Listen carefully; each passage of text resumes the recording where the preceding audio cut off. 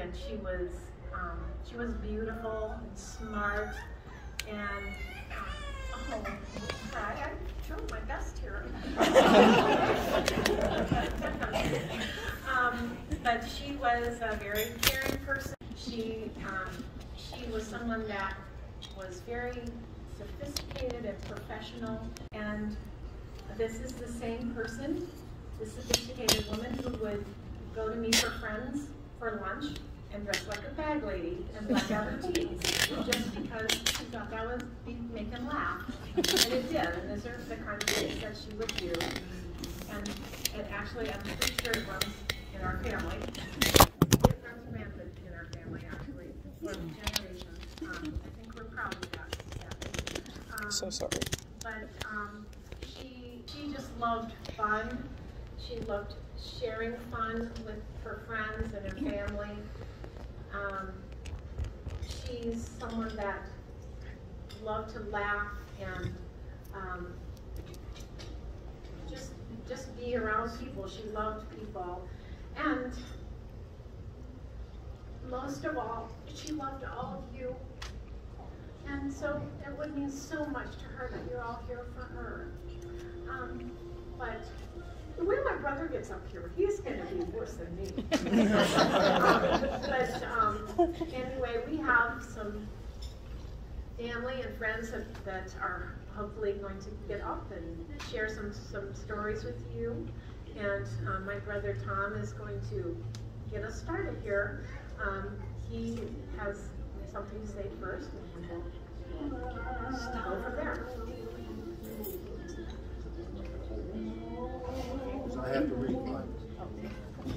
Hey. You may or may not know, when Mother died, when Mother died, That upstairs. Put it up. right Give it to after him. the lockdown started, and we were not able to get into her condo. Louder? We were not able to get into her condo Oh, thank you. months afterward. And by that time, all proceedings had been done. So, in getting into there, she had a box that she had prepared for her funeral. And in it was a letter that she had written. And basically, she was writing her obituary. And it says, Lola Jean Vincent passed away peacefully on April 20th, 2020. Lola, also known as Lovey. There you go. Thank you. And her dear sister, Leela, also known as Honey, were born June 27th in 1923 in Hinkley, Ohio, to Winifred McKee Riley and Julian Riley. Lola was one of 7 children. She grew up in Parma and graduated from Parma High School and later from Dyke School of Commerce in Cleveland, Ohio.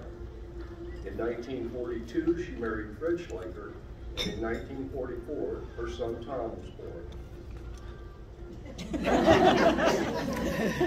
In 1945, they moved to Athens, Ohio, where Fred was attending Ohio University and was later to become their wrestling coach.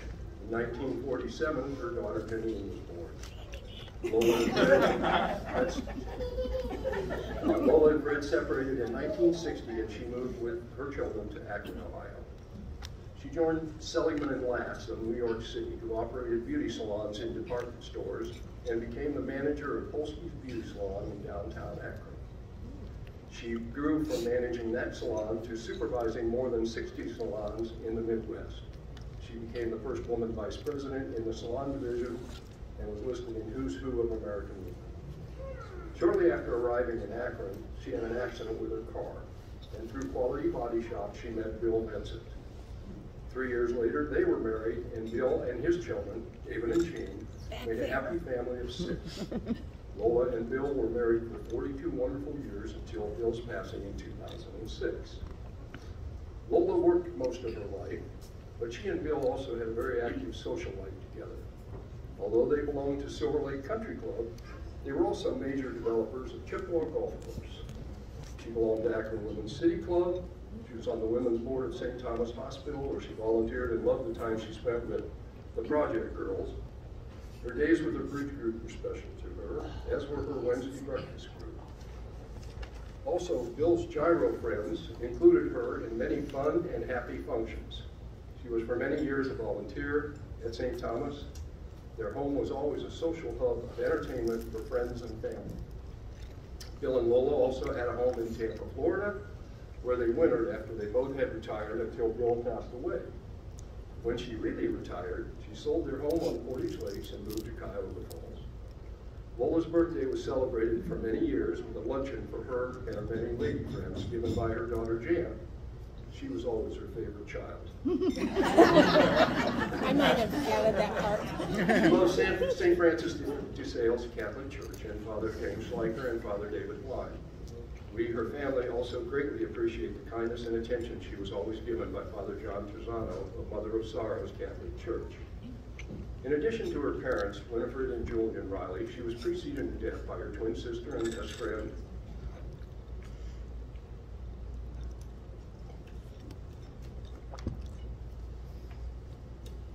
Lee Didion, brothers Gordon, and Burton, and sister Ollie Maxwell. Also her granddaughter, Teresa, and also her sweet granddaughter, Teresa Chilling. She is survived by her younger brother, Clayton Riley, from Jacksonville, Florida, who is here with us. Her beloved children, Thomas Schleicher and Lori, Jean Vincent Wyckoff, Janine Slynn and Rick, and David Vincent and Linda. Her grandchildren, Cindy Wilmoth and Greg, Pamela Roberts and Jerry, David Vincent and Colleen, Nicole Blank and Pat, Ford Wyckoff and Amy, Brett Wyckoff and China, and Julie Wyckoff, Amanda Lamont, David Slynn and Mindy, Rick Slynn and Jordan, Ursula Slynn, Yala, and Jake. Her great-grandchildren, James Schleicher, this takes a while. If anyone wants to take a bathroom break, Her great-grandchildren, James Schleicher and Jenna, Jim Moffitt, Jordan Chili, David, Molly, and Ellie Vincent, Kennedy, and Beckham Bray, Abigail and Gus Wyckoff, and Leo and Rocco Wyckoff, and Landon and Logan Slynn, Riel, Simone, Elliot, and Audrey Speakers Slynn. plugged into the wall. Her great-great-grandchildren, Haley, Aiden, and Katie Schleicher, and Leland Moffitt. Unplug it. Her family and friends were her life. We hope she brought fun and joy and happiness to each of your lives, and we know you brought all of that into hers. Powering on. Welcome.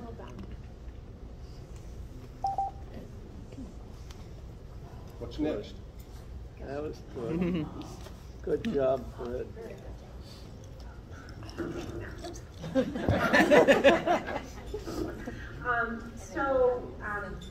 Family and friends, so we're going to get up and say a word. And I wanted to start with Betsy Clark, who was one of the project girls. I don't know what that means. That sounds a little sketchy, doesn't it? But I think it was something to do with sewing, so we're okay there. Well, where is Betsy? Oh, Betsy, there you are. Hi, come on over. I'm shorter still. Do you want me to bring it back down? I got it. Thank you all. It's such a privilege to be here today for Lola. She was one amazing woman, as you all know. I'm Betsy Clark, president of the St. Thomas Women's Board. I joined the board in 2010, but Lola had joined the board in 88, so she was a longtime member of the board. It was so wonderful to get to know Lola. She worked in the project area, and she was very creative and made many beautiful things for our gift shop. I had done a lot of sewing as a young mother, and so I volunteered with Lola as she needed someone to help her. Well, she taught me quite a few things. She taught me how to make pillows and bags and aprons and all sorts of things. She was so creative and just such a wonderful person to work with. She was so much fun, and to know Lola was to love her. And she always had a laugh for us. She would sing, all of a sudden she'd come up with these crazy songs that she would sing for us. But she was just a very good force for our women's board and added so much. One of my favorite stories about Lola, I don't want to talk too long. When Lola was getting ready to move from her apartment, she had some clothes that she wanted to send somewhere. And so I said, Lola, well, I will take them to the Discovery Shop for you. It's the shop that the Cancer Society supports, and it's on West Market Street. So I went to her apartment, and of course a lot of the things were all packed away. And she said, oh, Betsy, I think I have a bottle of wine somewhere. So she found a bottle of wine, but then we couldn't find an opener. We looked everywhere. We found a screwdriver. So after a few tries, we got that screwdriver down through the cork and got the wine. So there were no wine glasses because everything was packed away. So we were drinking wine out of coffee cups. And there was probably a little cork in with the wine, but we laughed and we didn't care. So that's one of my fond memories of Lola. And like I say, to know Lola was to love her, and we miss her terribly. She was just a very, very wonderful, talented, beautiful person. Thank you. Thank you so much. Oh, that's nice. Thank you. Sounds like these women were desperate to it. Okay, so my Uncle Clayt. Uncle Clayt. Do you want to take it, or do you want to stay Oh, there? yeah, Uncle Clayt, here. Stay there, Uncle Clayton. Uncle Clayt, sit down. Sit down. She's Sit, gonna bring the stay. microphone to you. Stay. She's gonna bring the microphone. No, we can come right here. There we go. Rain, I tell you what, I've sold Kirby vacuum cleaners all my life. And I live in Jacksonville, Florida. And my sister, I don't know what I can say about Lola. She was so close to me. I knew everything about her, and she knew me better than I knew myself. Oh, we had a great time. And, you know, I really said goodbye. I don't want to cry like you guys. I said goodbye to Lola about a week before she died. She was fine, and she sang that great song, I'll be seeing you, and all the old, God, she was wonderful. She used to entertain my friends. We have a Friday night group, and when Lola would come, Lola and Bill would come, we'd always get her to sing that song. And she sang that a week before she died as good as she did when she was in high school or college or whatever. We had a great life together. I have notes and I just can't read my notes because I can't see them. And I was telling somebody that some of you I've met years ago, I played this course 4 or 5 times with Bill. And we had, in fact, I even won a putter on a par 3 hole. We had such a great time, and he came to Jacksonville. He and Lola came to Jacksonville and played golf with me at Timaquana Country Club. And by the way, next week, I want to tell you something. Next week, you listen to golf. The seniors are going to be playing at the course where I've been a member 60 years. And Bill played in all those 4 or 5 tournaments. We won our flight one year. Well, I'm not talking about Bill, we're talking about Lola. Like I said, she was such a sweetheart. She was a beautiful girl. She and Lola were, I think they were the most popular girls at Parma High School. In fact, I think I made the basketball team because of Lola. That's a true story. My picture's in the book, in the yearbook of playing basketball. God, I look good. I never started a game. When I got my letter, to Bill Parma. That P was bigger than my chest. P for Parma. Well, I'm talking too much, but I wish I could hear Lola sing that song again. I try to do it. And the melancholy fact is, when you get old, your voice starts to crack. You start talking bad, you know, people can't understand, and I can't hear, I can't see. But I love you all, and I said, youth is not a career, and are you finding that out now? Well, I'd like to end this, because everything that Chip has said, all you've said about Lola, I endorse all of it. She's been so good to me in so many ways, but a real great sister. There were 3 of us. There were 7 children in the family. I'm the last of 7. And I just turned 96 here last week. So I don't think, I'm not trying to entertain you, but I love you all. And I've had so many good experiences here in this great club. And Bill and Lola coming to Jacksonville. I miss her so much, because I'm in assisted living now, and I miss my home. I miss my sister. She kept me on the road when I got goofy. That's a true story. But anyway, if I could just sing a song, I would sing the one that we used to sing together. It's an Irish lullaby. Yes. May the roads rise to meet you. May the wind be at your back. May the sun shine brightly on your hair. May the rain fall softly on your field until we meet again. Until we meet again. May God hold you in the palm of his hand. Thank you.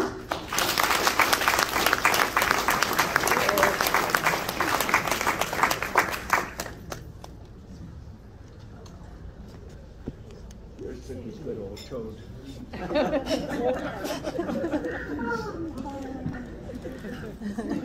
Thank you, Uncle Clayton. Uncle Clayton is the baby of the family, of 7 children. My cousin, our cousin, Cindy, and Uncle Clayton came all the way from Jacksonville for this too, by the way. So our cousin Cindy, my mother's twin sister, Lola, daughter, who I always thought we were twins. We look actually nothing alike, but I did think we were twin cousins somehow. She is going to speak to you now from Wisconsin. I'm sorry, Nebraska. My name is Cindy Gideon, Lee and Paul's daughter. And I'm so honored to be here today to speak on behalf of Lola's nieces and nephews in Wisconsin. Can you start it over? Yeah. When I was young, I thought it was pretty amazing to be the daughter of a mother who was a twin. I still think so. Theirs was a special relationship that included a wide embrace of family and friends. They were both clever, funny, and strikingly beautiful. They had lovely voices, and they would thrill us when they would sing Blue Hawaii together. Leela's clear, strong melody matched with Lola's exquisite harmony. I asked her once how she knew how to harmonize, and she said she would always try to get her notes as close as she could to the melody line. Well, it worked. It was always wonderful. Forgive me, but I can't talk about Lola without talking about my mother. I remember that after their husbands died, they would talk every week on the phone. And one very important topic to review was their favorite baseball teams. They would talk about the successes and console each other over the defeats. I think they really liked watching those young men in their snug uniforms. After my mother died, I was able to continue to hear her voice through my phone calls with Aunt Lola. Every call was a gift. She always had a story to tell that would make me laugh out loud or share a memory of her and her twin. She kept my mother alive for me. At the end of every phone call, she would always say, "I love you dearly." We've lost Lola's voice now, but we know her voice will live on in the stories we talk and share about her. How she loved to tell a joke, or dance in the kitchen, or sing a song. Thank you, Aunt Lola, for decades of tenderness and joy. Thank you for being in our lives and sharing yourself with all of us. We love you dearly. That's it. Oh, you have it. Okay, so thank you, Cindy and Aunt Norma. I'll come to you. You don't have to come. Aunt Norma.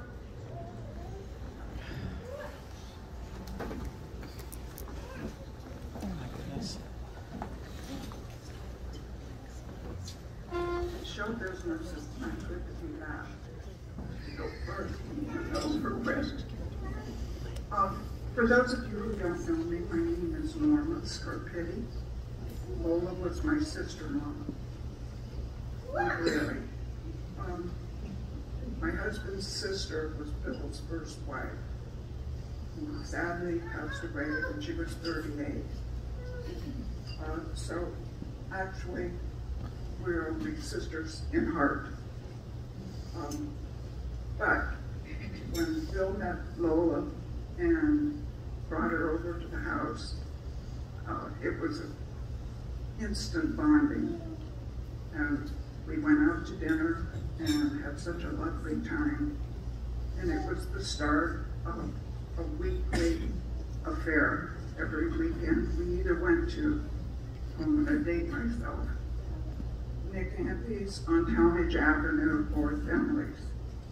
And that continued up until the time we left, or we moved to Canton.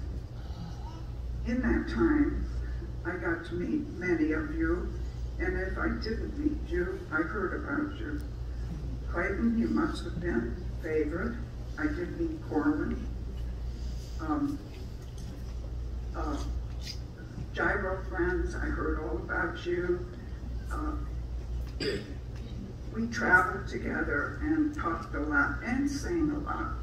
As a matter of fact, Bill and my husband told us to shut up because they couldn't hear each other for our singing. And mine was bad, hers was good. But in this time, and again, I'm going way back, my niece here used to do my hair every week. And when it got to the point where she was ready to graduate from college, then her sister, or her cousin, my other niece, took over. And Lola said, "It's about time you come to the salon." So I started going to the salon every week. Anything she told me, she was my mentor, I did.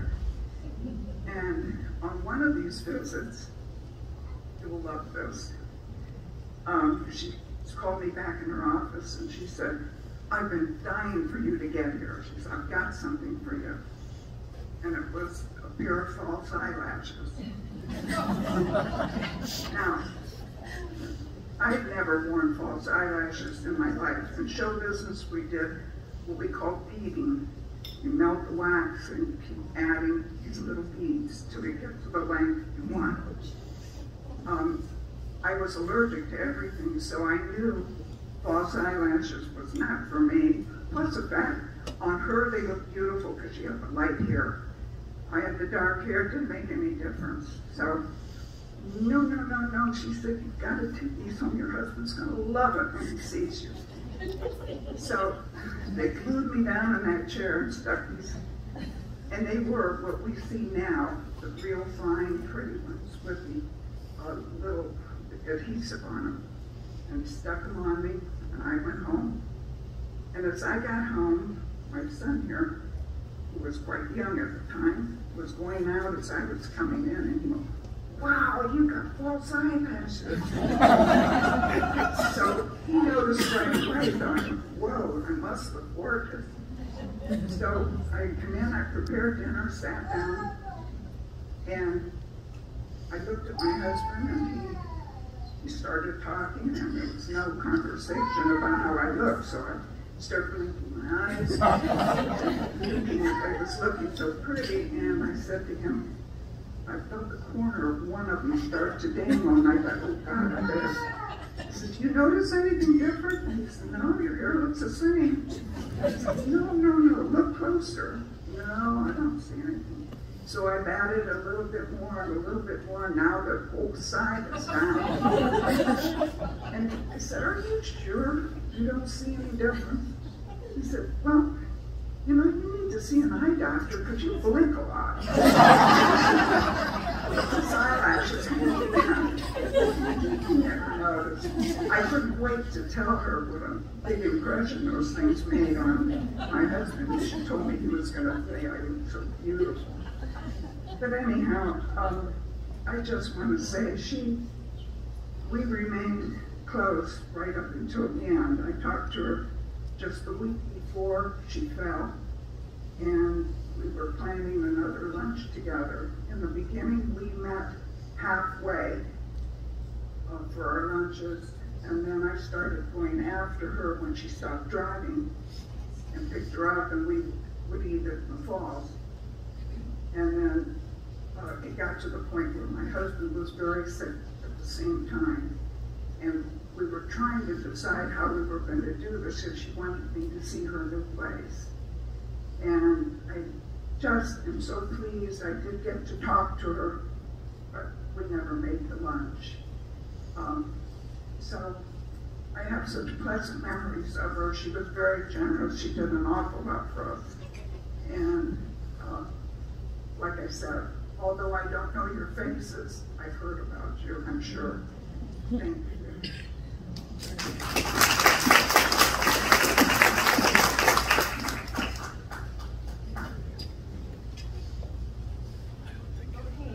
My cousin's mom is hiding somewhere. I know she's.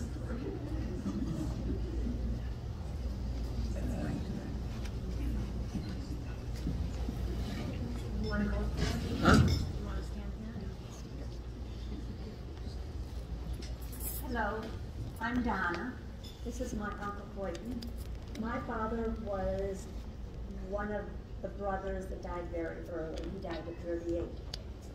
And Aunt Honey and Aunt Lovey were my idols. They were the most beautiful women you would ever lay your eyes on. They made their own clothes. They did all the funny things. They always stayed in touch after my father died. And what you don't know is I was at their wedding. Uncle Fred and Uncle Clayton just found out he was in the wedding too. He didn't know. I was the flower girl and my cousin. And my aunt made every one of those dresses in the wedding picture.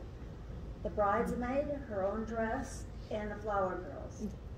And it was, I was 4. I believe it, I can relate to that, but I can't tell you what I did yesterday. There's a picture right there.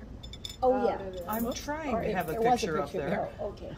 That fast, isn't it? And talking about my aunt singing, we would have family get-togethers at Uncle Gordon's. Do you remember that? And everybody would sing. And she was the leader, and I can still remember to this day Old Man River and the Whippin' song. That was their favorite. Nope. But I missed my aunt so much, and we did get to see her, my son and my daughter-in-law, in her new place. But she was so devoted to family, and our family just more or less stayed together, kept our history. According to another cousin, Bob Hummel, who was there, he did our history and kept us all together, along with my aunt and my uncle and all of them. I was kind of a little lost soul because I didn't have anybody, but they kept me together. The next thing is going to be Mother singing. Do you want me to talk? Jenny. Oh, thank you. Okay, thank you.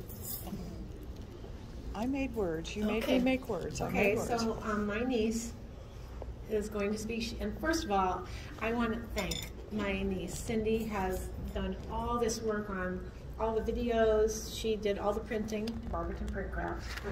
And so she's been working hard on all of this. And now she is going to say a few words about her grandma. Let me put Grandma back up there. So. She is Tom's daughter, too. Oh, that's right. Yeah, Rex and Margaret. There we go. Cindy, Rex and Margaret. So this morning at about 8:30, I get this phone call. Someone worried that there wouldn't be enough people to say words about my grandmother. We could probably stay here all night and just play past the mic because everybody has a Lola story. You can't not have a Lola story. So I don't have a specific story to tell. I am, as my Aunt Jan said, I'm Chip's daughter. I was Lola's oldest grandchild. And I just thought I'd tell you that when I grow up, I want to be like Grammy. I've been fortunate enough to have two wonderful role models in my life, and I lost them both way too soon. Of course, you always lose the important people way too soon. But as I look back on my experiences with my grandmother, I can only speak in superlatives. She was the most loving, opinionated, supportive, exasperating, focused, stubborn, generous, self-confident. The list goes on and on and on. She didn't do things by halves. She wasn't afraid to tell you how she felt, whether you wanted to hear it or not. But she was always there to give you a hand up when you needed it and give you room to stand on your own when you needed to do that. And she was always there from childhood through adulthood. Sports games when we were kids, plays. She and Grampy were always there.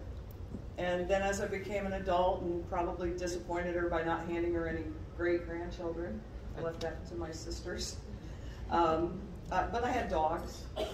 And I show dogs, and she'd show up having no idea what the point of it all was, but she was supporting me. And so when it's my time to leave this earth, if I feel that I've been half the woman she was, I will consider my life to have been a success.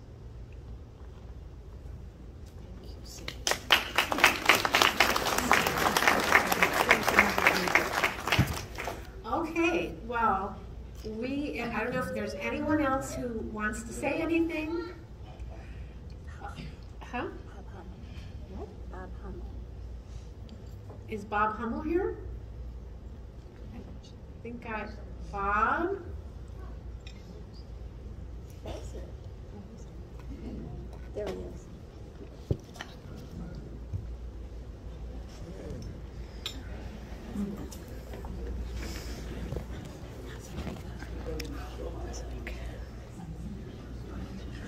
I talked to Clayton about 2 weeks ago. He called me.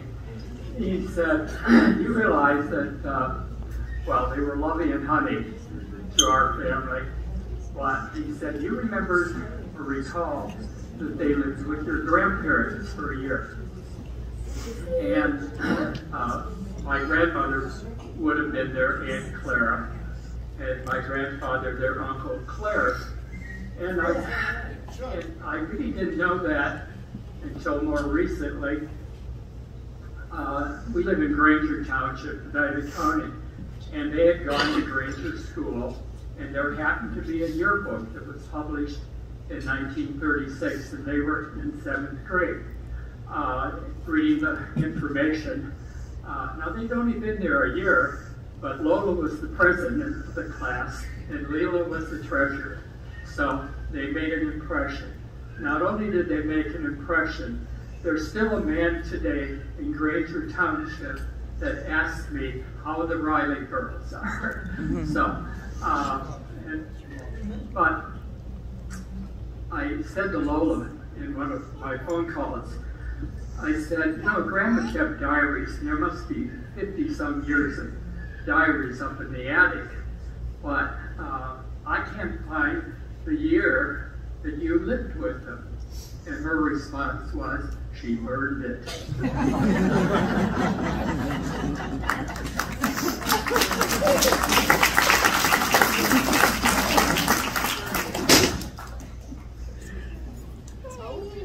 Anybody else?